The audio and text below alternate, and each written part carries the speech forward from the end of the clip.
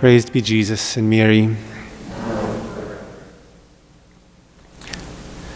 Saint Basil the Great and a friend of his, St. Gregory Nazianzen, were contemporary saints of the early church of the 4th century.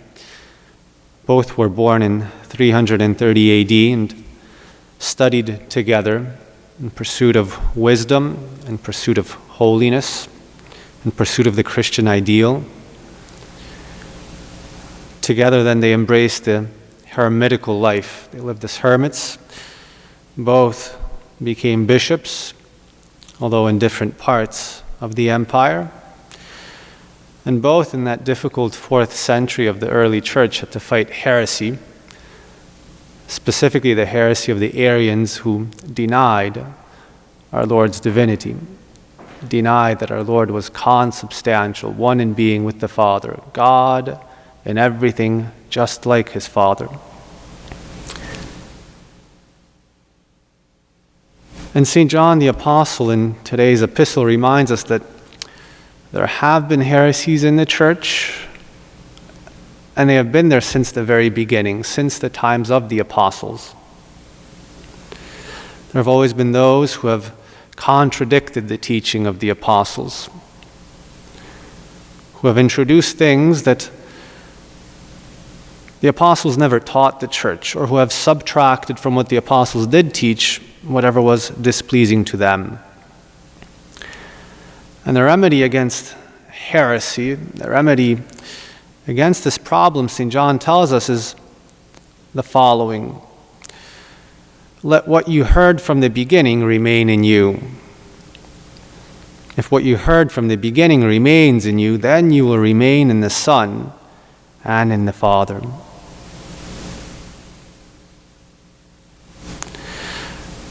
The remedy is remaining in the teaching of the apostles, remaining in the teaching that Christ gave to his apostles, and then the apostles gave to the church.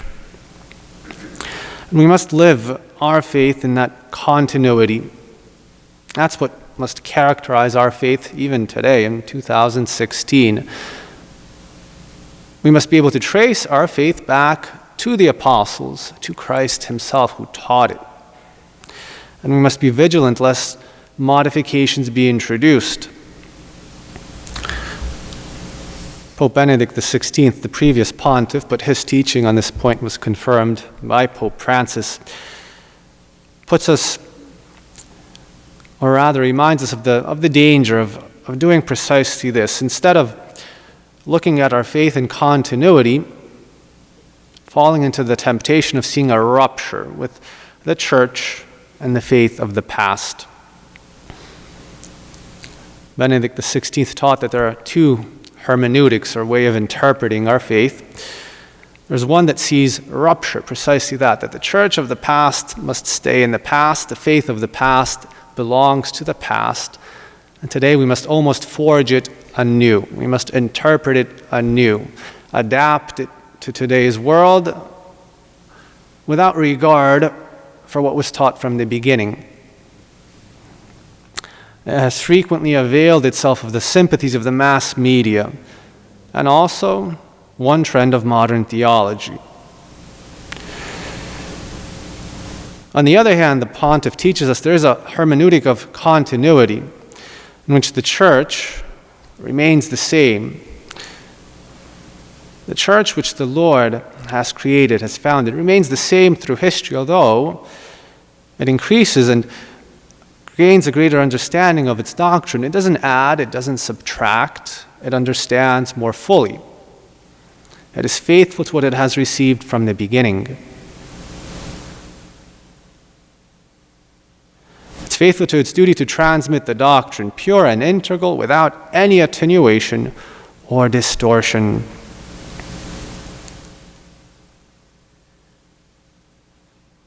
So today we must be vigilant on this point, because it's a temptation, deception too, that finds its way subtly into the church. Many will come who will say that, well, they are faithful to the teaching of Christ and the apostles, but implicitly or explicitly, they make themselves Christ and the apostles. Unlike St. John the Baptist, who didn't deceive anyone, try to deceive anyone, he said flatly, admitted and did not deny it, but admitted, I am not the Christ, I am not Elijah, I am not the prophet. Many today do precisely that. Well, of course, we're faithful to tradition, of course, we're faithful to Christ, but then they usurp the place of Christ, of tradition, of the apostles. What our Lord meant to say was this. What the apostles really wanted to say was this. What tradition is really this. And they exchanged themselves for Christ, the apostles' tradition. And therefore betray, abandon what was taught from the beginning. So even today, 2017, continuity with what the apostles taught must characterize our faith today and in all times of history. Because this, as St. John tells us, is a sure safeguard against heresy and a sure weapon against the Antichrist, who is the liar, the deceiver, one who would like to make us stray away from the teachings of Christ, of his apostles, and of his church. So in this, may today's saints help us to remain faithful to what was taught from the beginning, the faith given by Christ to his church through the apostles.